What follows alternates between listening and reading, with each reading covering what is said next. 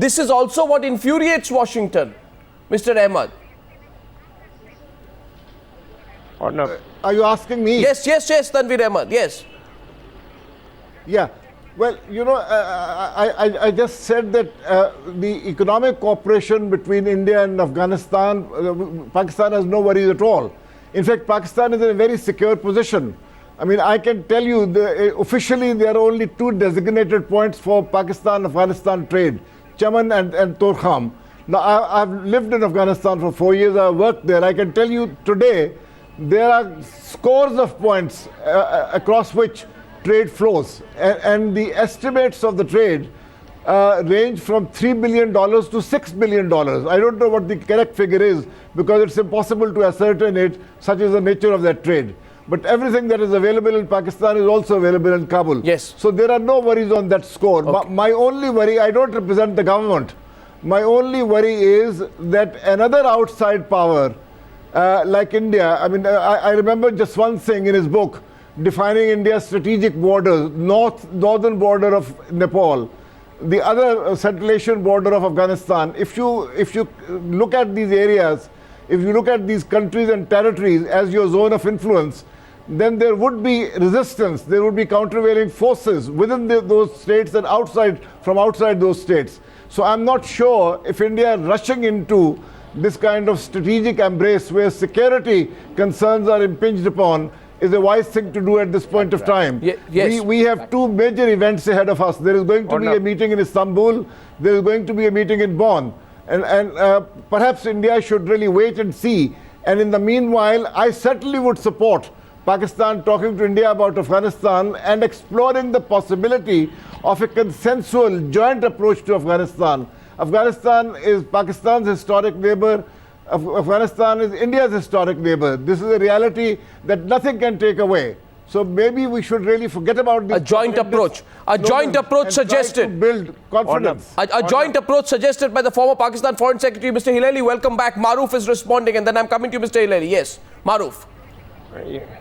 Your Honor, for a change, I find myself in agreement with a Pakistani scholar and a statesman. Basically, the point is that, there are two types of security that can be provided to any land which is troubled. One is against external aggression, and the other is the stability that security can provide during an insurgency and in a post-insurgency environment. India should concentrate on stabilizing things within Afghanistan. Remember, the Americans started the process of training the police forces in Afghanistan, but they haven't had much luck. So it's going to be a long drawn-out process. The second aspect to understand is India must ask itself the question, how much of a strategic overreach can India take on in Afghanistan? And if it is doing so, after pouring in $1.5 billion and all the other physical effort in the absence of something like even the US aid agency being virtually absent in the entire 10-year process when the Americans were there and still are in Afghanistan, what all can India do? And in the post-American withdrawal in Afghanistan, what kind of role will India have on the strategic high table? These questions must be asked by India. These answers must be sought before we get too involved. And finally, the most important point is that India has put in a lot of money in Afghanistan. It must get the goodwill and the importance for having played that role elsewhere. Otherwise, it should divert its money to its other neighbors and probably get the goodwill that India also needs. Remember, we don't have the resources to fight our entire Naxal insurgency at home. What can we do to that extent on fighting physically Here's there? A question we are not looking at physical involvement. We are looking at absolutely the institutional involvement in Afghanistan, which is essential for Afghanistan to stabilize. If you don't create institutions there, Afghanistan will remain the sinking sand it is. Mr. Hilali, last question to you. Question to you, sir. Thank you for coming back. I think the audio line was bad. I do apologize for that.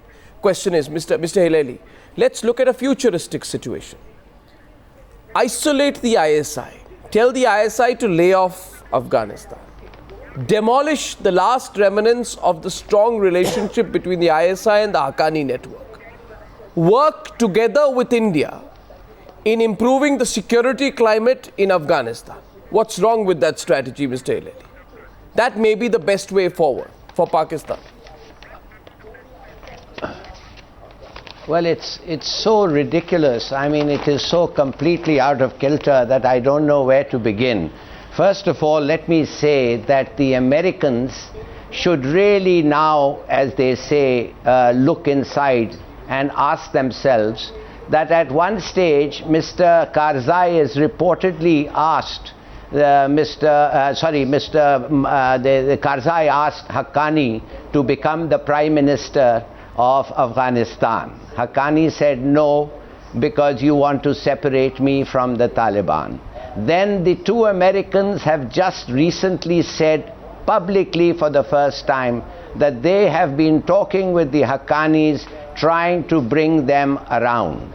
Now you see, the point is this, that when you yourselves talk to them and when your nominee as the President of Afghanistan wants them in at the level of Prime Minister, why do you object so much if our both current and historical contacts with these people remain? Number one.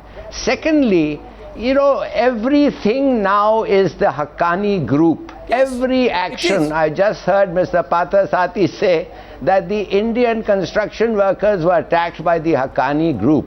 Haqqani group is one group, and they operate mostly in 2 or 3 provinces. How can it be that from the north to the south, the Haqqani group is responsible for everything? So please, let's keep a sense of balance in this whole thing. The Haqqani group are located in Khost, their headquarters are in Khost, their operational headquarters are in Khost, their families are in North Waziristan. They come and visit their families. In the process, they have lost a lot of family members who have been droned. So, if you really want to go after the Haqqani group, why ask Pakistan? Why ask Pakistan to do your dirty work? Partha wants to reply to you. Partha. Arunab, can you hear me? Yeah. Listen, I appreciated what Tanveer Ahmed Khan said. As usual, Hilali is flying off the handle. It's not India alone. It is the entire world. And Nawaz Sharif repeated this when he raised the issue with, at the all-party meeting as to why is the whole world accusing Pakistan of fostering terrorism in Afghanistan. Achakzai repeated it. Wali Khan repeated it. So Mr. Hilali can live in a world of his own. Certainly it is not shared by Mr. Tanveer Ahmed Khan. The fact of the matter is, Pakistan is universally labeled as a state sponsoring terrorism. I am happy Pakistani parliamentarians are realizing it. Apparently Mr. Hilali is too close to the military establishment to acknowledge that. And let me tell him that the military establishment, according to the Sunni Tehreek, has been busy killing Shias and Barelvis. So the fact of the matter is, if Pakistan is in Hilali form of denial, they are going to get into more trouble. If they are in the mode of Tanveer Ahmed Khan's statesmanship, they will get far. So the fact is, whether they like it or not, and I disagree with Maroof totally, the agreement which was signed yesterday is essential because the Americans are going to thin out, and Afghanistan as a friendly country have asked for security assistance. And I refuse to allow Pakistan or anybody else a veto on that, just as we did not veto Pakistani military assistance to Sri Lanka. So let Pakistan not impose a so-called Brezhnev doctrine and try to make Afghanistan a client state from which terrorism will be mounted on India. IC-814 will be hijacked. The Harkatul Mujahideen will be trained, and General Ziauddin will go there and ask them for volunteers for jihad in Jammu and Kashmir. India will not allow the return of an undemocratic Taliban, fundamentalist Wahhabis, funded by Pakistan's ISI, to return by military force. The conditions for dialogue are very clear, that they have to renounce violence and accept the Afghan constitution. Gentlemen, the clock's if they ticking. don't, they will not only face India, they will face the world community, and China will not be helped out. I must give Mr. Hilali the right to rebut because the clock's ticking, but in the interest of balance, Mr. Hilali first. Yes.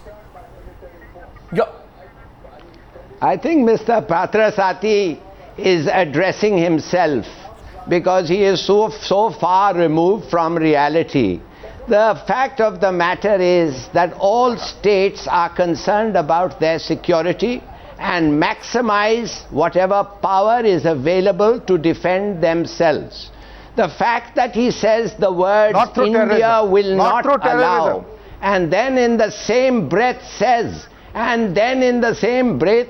that Pakistan is treating Afghanistan as its backyard. Look, you are welcome to Afghanistan. Nobody can stop you doing anything there. Please, if you like, by all means, send your troops.